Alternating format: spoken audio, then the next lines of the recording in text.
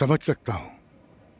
अभी जो कुछ भी आया ने मेरी बेटी के साथ किया, उसके बाद तो मैं अब अपनी बेटी किसी को नहीं दूंगा, चाहे मुझे अदालत जाना पड़े। मैं नहीं चाहता मेरी बेटी के साथ कुछ भी गलत हो। बिल्कुल ठीक कहा आपने, इसीलिए मैं आपके सामने एक तजवीज़ रखना चाहती हूँ।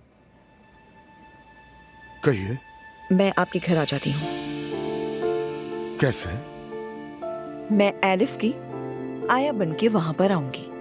इस तरह मेरी खाला और ज़ैनब भी मुतमईन रहेंगी और बच्ची मरियम साहिबा पर बोझ नहीं होगी। इस तरह से सब खुश रहेंगे और एलिफ की भी देखभाल हो जाएगी। आप? हाँ? क्या आप आया बनना चाहती हैं? आप कह रहे हैं कि मैं आया नहीं बन सकती? मैं देख रहा हूँ अम्मी तो उस बच्ची से बहुत ही ज्यादा मानूस हो गई हैं।